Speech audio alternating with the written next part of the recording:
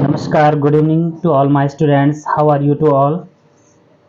आज हम आप लोगों को ये जो सेट आपका चल रहा है यूपीपीसीएस यूपीएससी का, तो ये स्टार्ट करने जा रहे हैं और आप लोग देख रहे हैं कि क्वेश्चन आपके क्वेश्चन बाय क्वेश्चन आप चल रहे हैं और ये सेट आपका, चलिए देख लेते हैं। ये प्राचीन भारत का इतिहास है। प्राचीन भारत के इतिहास के कुछ क्वेश्चन आप लोगों को देखने को मिल रहे हैं और ये प्राचीन भारत के इतिहास में आप देख सकते हैं कि ये पहला प्रश्न है आपका।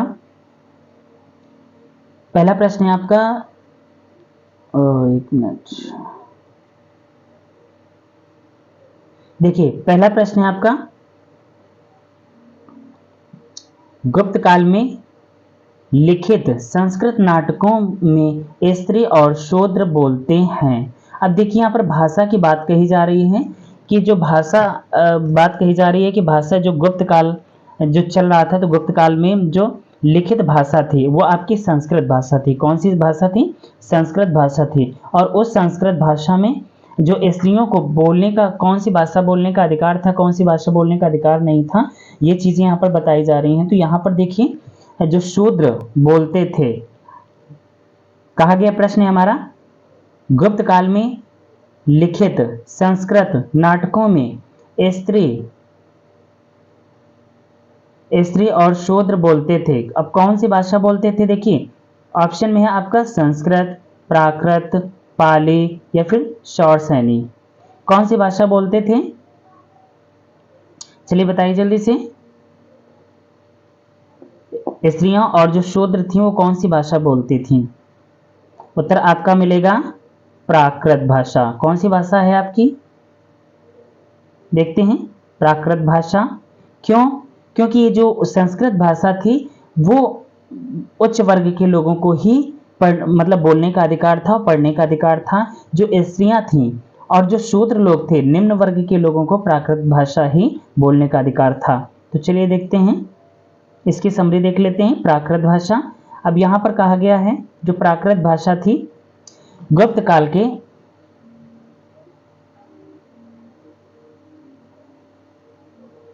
देखते हैं, गुप्त काल के नाटकों में निम्न सामाजिक पृष्ठभूमि के लोग जैसे शूद्र आदि तथा स्त्रियां प्राकृत भाषा बोलते हैं। कौन सी भाषा बोलते हैं? ये प्राकृत भाषा बोलते हैं। जबकि उच्च सामाजिक स्तर के लोग, उच्च लोग जो होते हैं, उच्च कुल के लोग, सामाजिक स्तर के लोग, वो संस्कृत बोलते थे। जिसमें पता चलता है कि संस्कृत गुप्तकालीन उच्च वर्गों की भाषा थी, जबकि जो आपकी प्राकृत भाषा है निम्न वर्गों की भाषा। कौन सी भाषा थी? ये प्राकृत भाषा थी। निम्न वर्ग के लोगों की कौन सी भाषा थी? ये प्राकृत भाषा थी। तो आप लोगों ने देख लिया इसकी समरी कि जो प्राचीन काल था, तो प्राचीन काल में जो पहले के लोग थे, पहले स्त्रियों को शिक्षा नहीं दी जाती थी, उन्हें पढ़ने लिखने का अधिकार नहीं था, वो बहुत सारे कार्य जो थे, कार्यकलाप वो नहीं कर सकती थी।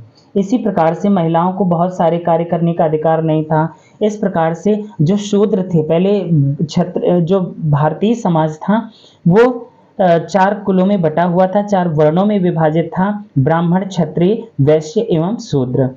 अब ये जो शूद्र थे और महिलाएं थीं, इनको उच्च, ये मतलब निम्न वर्ग में आती थी। जो उच्च वर्ग के लोग आते थे, जो ब्राह्मण कुल के लोग आते थे, उनको संस्कृत भाषा बोलने का अधिकार था और संस्कृत भाषा में ही ग्रंथ वगैरह लिखे जाते थे। बाकी जो निम्न कुल की महिलाएं या शूद्र कुल के लोग थे, उनको ये संस्कृत भाषा बोलने का अधिकार नहीं था, बल्कि ये लोग प्राकृत भाषा बोलते थे। चलिए आगे चलते हैं। नेक्स्ट क्वेश्चन है हमारा,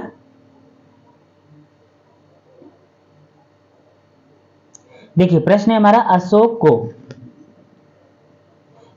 अशोक का अपने शिलालेखों में सामान्यतः जिस नाम से उल्लेख हुआ है वह है। अब देखते हैं यहाँ पर अशोक को अपनी देखिए अशोक ने बहुत सारे स्तंभों पर और बहुत सारे कार्यकलापों पर इन्होंने अपने शिलालेख लिखवाए। अब यहाँ पर कहा गया है कि इनका नाम भी कई नामों से भी जाने जाते थे। तो यहाँ पर जो इनके जो अनुयायी थे, इनको मानने वाले थे अशोक को, वो किस नाम से इन्हें जानते थे, ये बात पूछी गई है। तो कहा गया है, देखिए चक्रवर्ती के नाम से, चक्रवर्ती के नाम से, या धर्मदेव के नाम से, या फिर धर्मकीर्ति के नाम से, या फिर प्रियदर्शी के नाम से। तो उत्तर आप देख सकते हैं यहाँ पर आपकी उत्तर आपका डी सही है, अर्थात प्रियदर्शी के नाम से। जो अशोक थे, तो अशोक के शिलालेखों के माध्यम से पता चलता है कि इनके जो अनुयायी थे इनको प्रियदर्शी के नाम से बुलाते थे। चलिए देख लेते हैं व्याख्या इसकी। देखिए, प्रियदर्शी अर्थात उत्तर आपका डी सही है।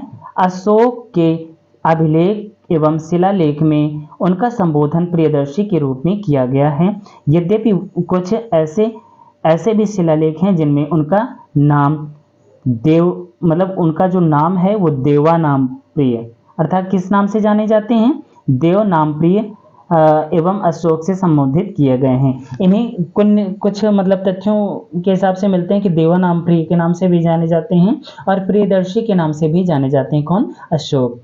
ठीक है ना। तो आगे चलते हैं हम। आगे देखिए आपका क्वेश्चन है, ये प्रश्न है आपका द्रविड़। ये देखिए कुछ भारत की शैलियां हैं जिनको हम ये देखिए नगर लिखा हुआ है लेकिन ये नागर है, यहां पर आप नागर कर लेना, ठीक है ना। तो ये नागर शैली, ये द्रविड़ शैली एवं बेसर शैली। अब यहाँ पर ये है क्या, ये जो नागर, द्रविड़ और बेसर है, ये है क्या, यहाँ पर पूछा गया है। तो आप बता सकते हैं भारतीय उपमहाद्वीप के 3 प्रमुख जातीय समूह हैं, या फिर 3 मुख्य भाषा वर्ग जिसमें भाषा की मतलब भारत की भाषाओं को विभक्त किया जा सकता है, ये है, या फिर भारतीय मंदिर वास्तु के 3 प्रमुख शैलियां हैं, या फिर आपके भारत में प्रचलित 3 मुख्य संगीत घराने हैं। तो यहाँ पर ये 4 ऑप्शन दिए जा रहे हैं, तो आप जल्दी से उत्तर दीजिए इसका। चलिए हम बता देते हैं आपको। सी इसका सही होगा, C is the right answer, because भारतीय मंदिर वास्तु के 3 प्रमुख शैलियां हैं, ये आपकी देखने को मिल रही हैं। ये भारतीय जो मंदिर बने हुए हैं वो 3 शैलियों के रूप में ही बने हुए हैं, जैसे कि आप देख सकते हैं नागर शैली, द्रविड़ शैली, बेसर शैली। अब देखिए बेसर शैली होती क्या है, नागर शैली होती क्या है।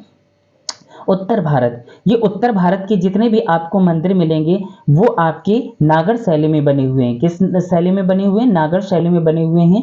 और बाकी जो द्रविड़ शैली है आपकी, वो आपकी कौन सी है? द्रविड़ शैली आपकी दक्षिण भारत की शैली है। जैसे कि आपके बहुत सारे मीनाक्षी मंदिर हो गए तमिलनाडु के, और कुछ आंध्र प्रदेश के, केरल के, जो दक्षिण भारत के कुछ मंदिर मिलेंगे वो आपके द्रविड़ शैली में देखने को मिलेंगे, वो अलग प्रकार के होंगे। जो उत्तर भारत के हैं वो नागर शैली में हैं। बाकी जो उत्तर और दक्षिण दोनों शैलियों के आपस में मिलकर जो एक शैली बनाते हैं वो आपकी है बेसर शैली। कौन सी शैली है? बेसर शैली। इस हिसाब से ये जो मतलब मंदिर वास्तुकला की 3 प्रमुख शैलियां हैं। अब जैसे आपके देख रहे हैं कि खजुराहो के जो स्थापत्य कला में आर्ट एंड कल्चर जो आप पढ़ते हैं, देखते हैं कि खजुराहो के जो टेम्पल हैं, तो खजुराहो के मंदिरों में आपको देखने को मिलेगा कि ये नागर शैली के ही स्थापित मंदिर हैं। कौन सी शैली में हैं स्थापित हैं? ये नागर शैली में स्थापित हैं। चलिए अगले इसकी समरी देख लेते हैं। लिखा हुआ है भारतीय मंदिर वास्तु की 3 प्रमुख शैलियां हैं, जिसमें कि आपको द्रविड़ शैली, नागर शैली और बेसर शैली। भारत में प्रचलित मंदिर की 3 प्रमुख वास्तु शैलियां हैं। इसमें द्रविड़ शैली दक्षिण भारत में, नागर शैली उत्तर भारत में तथा बेसर शैली मध्य भारत में। अर्थात मध्य भारत में अभी हमने आप लोगों की फुल डिटेल्स इसकी बताई हैं। इसी प्रकार से ये दक्षिण भारत में आपके कौन सी शैली के मंदिर मिलेंगे? तो द्रविड़ शैली के मिलेंगे। उत्तर भारत में आपके मिलेंगे तो नागर शैली के आपको मिलेंगे, और जो मध्य भारत में मिलेंगे तो नागर और द्रविड़ दोनों मिक्स मतलब मिलेंगे, दोनों मिक्स मिलेंगे, उसे बेसर शैली का नाम दिया गया है। चलिए नेक्स्ट क्वेश्चन की ओर चलते हैं। यहां पर देखिए आप प्रश्न देख रहे हैं कि यह आपका चौथा प्रश्न है, प्राचीन संस्कृति में, यहां पर ये देखिए ग शब्द आपका अलग से टाइप हो गया है मिस्टेक से। तो प्राचीन संस्कृति में प्राप्त यवन प्रिया अर्थात यवन प्रिय शब्द द्योतक था। यवन प्रिय शब्द जो था द्योतक था, मतलब किसके लिए प्रयोग किया जाता था? 4 ऑप्शन आपको देखने को मिल रहे हैं। एक प्रकार की उत्कृष्ट भारतीय मलमल का, या फिर हाथी दांत का, या फिर नृत्य के लिए यवन राज्यसभा में भेजी जाने वाली नर्तकियों का, या फिर काली मिर्च का। तो जल्दी से ना आप लोग इसको बता सकते हैं कि जो यवन प्रिय थे, तो यवन प्रिय के नाम से किसे जाना जाता था? ये 4 ऑप्शंस में, तो ऑप्शन है आपका D is the right option, D is the right option, काली मिर्च। देखिए काली मिर्च जो है, वैसे देखा जाए तो हमारे भारत देश में केरल राज्य जो है, तो केरल राज्य मसालों के लिए जाना जाता है और काली मिर्च बहुत ज़्यादा प्रचलित है। तो यवन जो है, देखिए पुर्तगाली भारत में सबसे पहले आया तो मसालों को ही लेकर गया था, वास्को डी गामा जो 1498 ईस्वी में आया था। सबसे ज़्यादा विदेशी हमारे भारतीय मसालों से ही प्रभावित हुए थे। जो काली मिर्च है आपका, यवनवासी जो आए, यवनवासी, तो उन्होंने जो काली मिर्च थी यहाँ से लेकर गए और उन्हें काफ़ी ज़्यादा ये प्रिय लगा, तो इसलिए इसे मतलब यवन प्रिय के नाम से जाना जाता है। चलिए देख लेते हैं काली मिर्च। जो काली मिर्च है आपकी, काली मिर्च को यवन इंडो ग्रीक थे, जो यवन इंडो ग्रीक थे जिनको काली मिर्च बहुत अधिक पसंद थी, मतलब उनको काली मिर्च जो थी बहुत अधिक पसंद थी, इसलिए काली मिर्च को यवन प्रिय के नाम से भी जाना जाता है। ये जो यवन निवासी हमारे भारत देश में आए थे, उनको काली मिर्च बहुत अधिक प्रिय थी, इसलिए उन्हें यवन प्रिय के नाम से ही जाना जाता है। तो काली मिर्च के बदले रोम से बहुमूल्य धातु प्राप्त होता था। इस समय व्यापार संतुलन भारत के पक्ष में ही था, जो व्यापार था संतुलन में था, और जो संतुलन में था अर्थात भारत के ही पक्ष में था। चलिए नेक्स्ट क्वेश्चन देखते हैं। नेक्स्ट क्वेश्चन आपका देखने को मिल रहा है यहां पर, अणुव्रत सिद्धांत का प्रतिपादन किसने लिया, मतलब किसने किया? अणु जो व्रत था इसके सिद्धांत का प्रतिपादन किसने किया?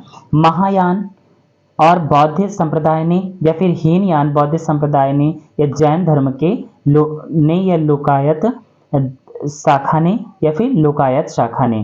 तो यहाँ पर देख सकते हैं कि आप लोग मतलब जैन धर्म के लोगों ने, या लोकायत शाखा ने, या फिर हीनयान बौद्ध संप्रदाय ने, या फिर महायान बौद्ध संप्रदाय ने। तो यहाँ आंसर होगा आपका जैन संप्रदाय अर्थात जैन धर्म। यहाँ पर सी इज द राइट आंसर अर्थात जैन धर्म। जैन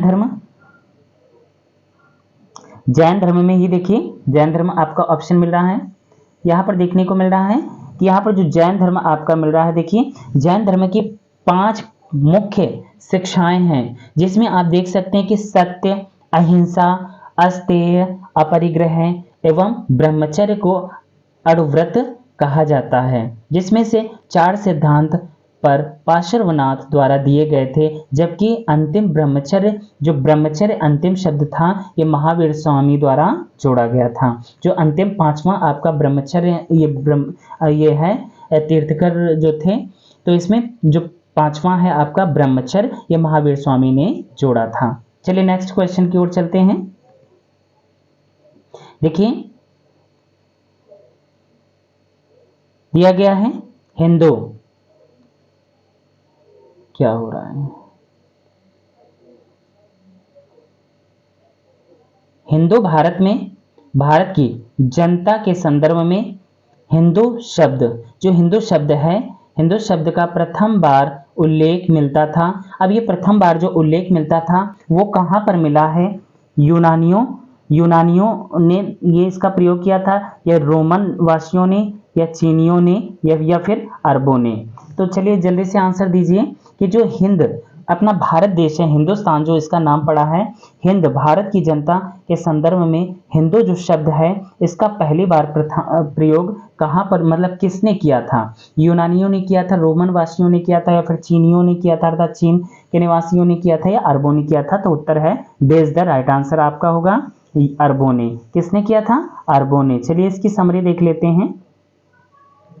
देखिए कहा गया है अरबों ने, इसमें अरबों ने पहली बार हिंदू शब्द का प्रयोग किया था।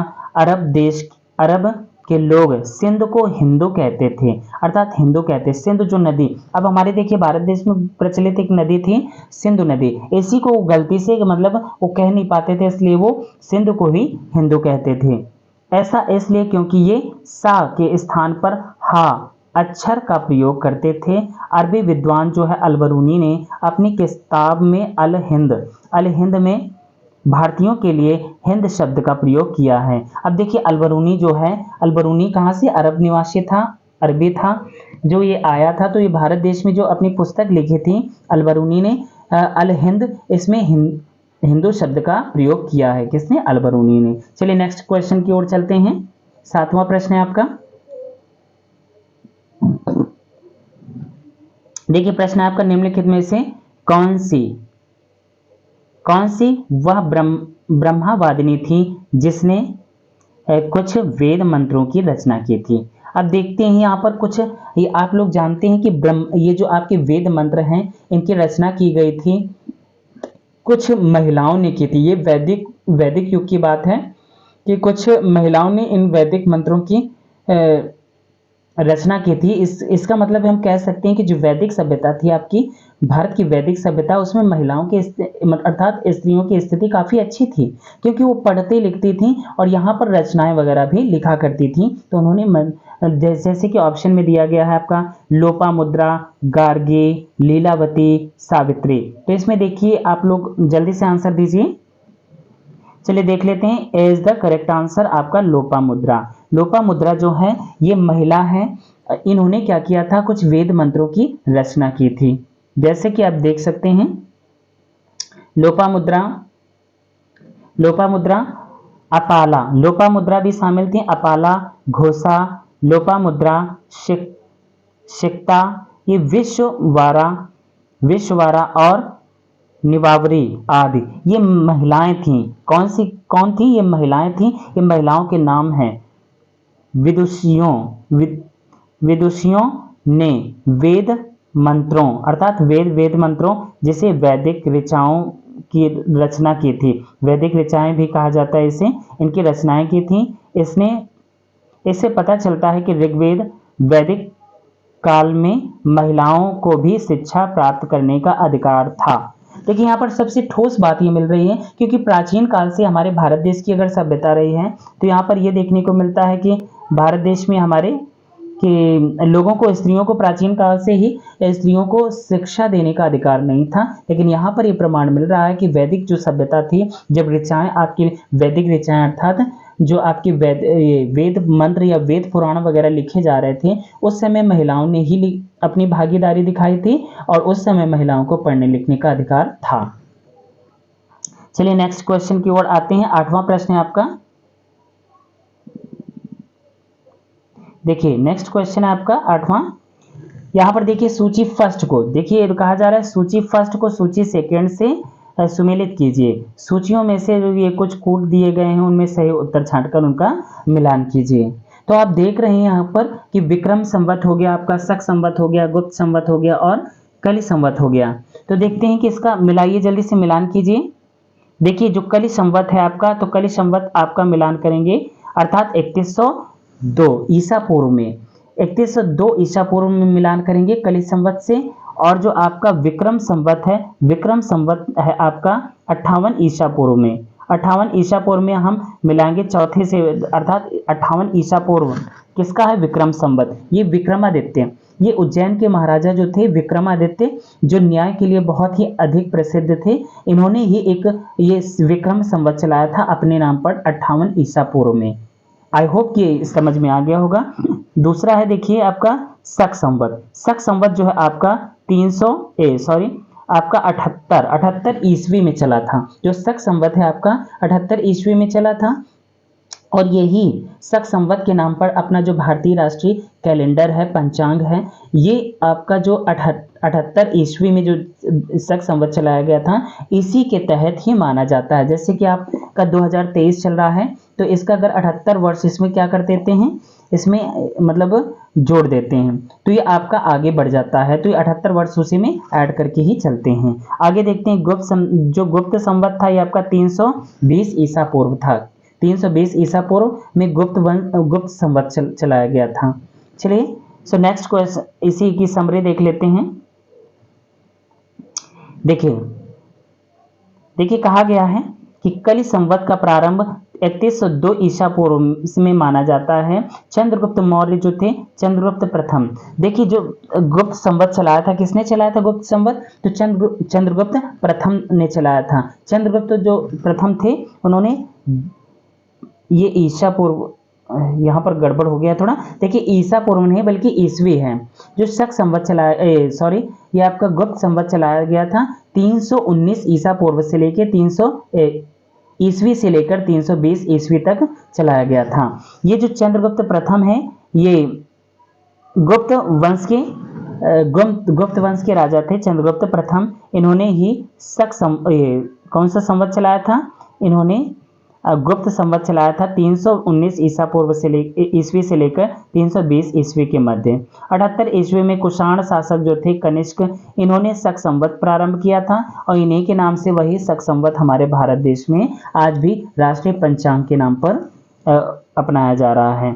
विक्रम संवत जो है 58 ईसा पूर्व में मालवा के शासक विक्रमादित्य द्वारा प्रारंभ किया गया था। शक संवत को भारत का शताब्दीय संवत भी माना जाता है। शक संवत को, अर्थात वही संवत जो आज भी हमारे भारत देश में प्रचलित है। चलिए नेक्स्ट क्वेश्चन की ओर चलते हैं। मीमांसा, देखते हैं मीमांसा दर्शन। मीमांसा दर्शन के अनुसार मोक्ष की प्राप्ति किसके द्वारा संभव है? देखिए हम लोग क्या करते हैं, जो मीमांसा दर्शन है, कुछ योग दर्शन हो गया, मीमांसा दर्शन हो गया, और आपके कपिल दर्शन हो, देखिए बहुत सारे दर्शन हैं जो आपके काफ़ी ज़्यादा प्रचलित हैं। इसमें देखिए प्राचीन काल में जो दर्शन अपनाए जाते थे, इसमें इसी के अनुसार से भारत देश की समाज या भारत देश की जनता चलती थी। कुछ लोगों का मानना था कि मोक्ष की प्राप्ति कैसे हो सकती है, तो इसमें मीमांसा दर्शन के अनुसार ही मोक्ष की प्राप्ति हो सकती है, जिसका मतलब कौन सा मार्ग था? ज्ञान द्वारा, भक्ति द्वारा, योग द्वारा या फिर कर्म द्वारा। चलिए जल्दी से आंसर दीजिए कि किसके द्वारा आपको मोक्ष की प्राप्ति हो सकती है। तो वैसे देखा जाए तो वर्तमान समाज में आज भी हमारे भारत देश में कहते हैं ना, एक शब्द है आपका कर्म ही पूजा है। क्या कहते हैं? कर्म ही पूजा है। कर्म को ही सर्वश्रेष्ठ और सबसे बड़ा प्रधान माना गया है। कर्म प्रधान होता है, हर कोई यही बात कहता है, और जहां भी बात करेंगे तो कर्मों की ही बात आती है, क्योंकि कर्म के अनुसार ही व्यक्ति को फल मिलता है। तो इस कारण से यहाँ पर आपका आंसर होगा डेज द राइट आंसर, कर्म द्वारा। किसके द्वारा? कर्म द्वारा। क्योंकि जब हम कर्म नहीं करते और फल की इच्छा रखते हैं तो इस प्रकार से हमें फल प्राप्त नहीं होता। जब हम कर्म करते हैं तो इसके माध्यम से ही हमें फल की प्राप्ति होती है। तो चलते हैं इसकी समरी देख लेते हैं। कहा गया है कर्म द्वारा, अर्थात मीमांसा दर्शन में मोक्ष की प्राप्ति कर्म द्वारा संभव है, और उल्लेखित किया गया है इसमें ज्ञान के स्थान पर वैदिक कर्मों एवं अनुष्ठानों को ही वरीयता दी गई है। मीमांसा दर्शन के प्रतिपादक जो हैं वो जैमिनी थे। जो मीमांसा दर्शन है आपका, इसके प्रतिपादक कौन थे? जैमिनी थे। जैमिनी के बारे में आप जानते होंगे, इसके प्रतिपादक कौन है? जैमिनी हैं। तो फिलहाल नेक्स्ट क्वेश्चन की ओर चलते हैं। देखिए 10वां क्वेश्चन है आपका, इसमें बताया गया चोल काल में निर्मित नटराज की कांस्य प्रतिमाओं में देवताओं की आकृति प्रायः कैसी थी? यहाँ पर पूछा गया था, ये जो चोल शासक थे, अर्थात चोल वंश का जब शासन काल चल रहा था उस समय नटराज की एक मूर्ति प्राप्त हुई थी, कांस्य प्रतिमा, ठीक है ना। तो कांस्य प्रतिमा अर्थात कांस्य की प्रतिमा प्राप्त हुई थी, देवताओं की आकृति, उसमें कैसी आकृति थी? तो ये पूछा गया अष्टभुज थी, या फिर षटभुज थी, या फिर आपकी चतुर्भुज थी, या फिर आपकी द्विभुज थी। मतलब 8 भुजाओं वाली थी, या फिर षट अर्थात 6 भुजाओं वाली थी, या 4 भुजाओं वाली थी, या 2 भुजाओं वाली थी। तो देखिए आंसर जल्दी से दीजिए। चलिए देखिए, सी इज द राइट आंसर, आपका चतुर्भुज थी। कैसी थी? जो नटराज की कांस्य प्रतिमा प्राप्त हुई थी चोल काल में, वो प्रायः कैसी थी? चतुर्भुज आकार की थी। कैसी थी? चतुर्भुज आकार की थी। इसकी समरी देख लेते हैं। चतुर्भुज थी। कहा गया है नटराज की कांस्य जो मूर्ति चोल काल की सर्वोत्तम सर्वोत्तम कलाकृति है। चोल काल में निर्मित नटराज की कांस्य प्रतिमाओं में देवताओं की आकृति प्रायः चतुर्भुज हुआ करती थी। कैसी हुआ करती थी? चतुर्भुज हुआ करती थी। तो आई होप कि ये सारा देखिए आपका सेट आपका कंप्लीट हो गया है। आई होप कि ये समझ में आया हो गया। और ये UP PCS, UPSC, RO ARO और आपका बीईओ अर्थात खंड शिक्षा अधिकारी के लिए ये सीरीज चल रही है, टेस्ट सीरीज। इसे ज़्यादा से ज़्यादा बार बार रिपीट करके देखें, और ताकि आपको विद समरी जो आपको व्याख्यात्मक प्रश्न बता रहे हैं, पहले कॉन्सेप्ट आपको पहले हम आपको फैक्ट बता देते हैं, इसके बाद आपको कॉन्सेप्ट भी बताते हैं। तो कॉन्सेप्ट विद फैक्ट्स आपके चल रहे हैं, तो आप इसको ज़्यादा से ज़्यादा अगर बार बार अगर देखेंगे तो आपको पूरी तरह से क्लियर हो जाएगा। और ये आपका जो पीटी फैक्ट्स है, पीटी फैक्ट्स जो सामान्य अध्ययन प्रथम प्रश्न पत्र है यूपी पीसीएस का, ये आपका इसके लिए बहुत ही ज़्यादा हेल्पफुल है, क्योंकि इसी की हम टेस्ट सीरीज चला रहे हैं। उसके साथ साथ यूपी पीसीएस के लिए भी अवेलेबल है मैटर। तो ज़्यादा से ज़्यादा देखने की कोशिश कीजिए, और ज़्यादा से ज़्यादा इसे लाइक करें, शेयर करें और कमेंट करें और सब्सक्राइब करें, ताकि जितने ही ज़्यादा हमारे फॉलोवर्स होंगे, हमारे साथ जितने ही लोग जुड़ेंगे, तो उतना ही ज़्यादा हमारा भी उत्साह और अधिक बढ़ेगा, और लोगों के लिए हम अच्छे से अच्छा कंटेंट ला पाएंगे। और देख रहे हैं कि आपका जो इंडियन जियोग्राफी है वो आपकी चल रही है विद समरी। जो दृष्टि पब्लिकेशंस की बुक है हम उसी को पढ़ा रहे हैं, और जो मुख्य मुख्य फैक्ट हैं इसमें, ये मुख्य फैक्ट जो है आपके पीटी के आधार पर, अर्थात प्रीलिम्स जो प्रथम प्रश्न पत्र आता है आपका पहला जो है उसके दृष्टिकोण से, और उसके साथ साथ भी आप मेंस की भी प्रिपरेशन कर सकते हैं। ज़्यादा से ज़्यादा जुड़ें हमारे साथ, ताकि हम आपके लिए और अच्छे से अच्छा कंटेंट ला सकें और अच्छे से अच्छे आपको तैयारी करा सकें। So thank you so much for watching this video, and like करें, सब्सक्राइब करें, कमेंट करें और हमारा सपोर्ट करें। So thank you so much for. जय हिंद, जय भारत।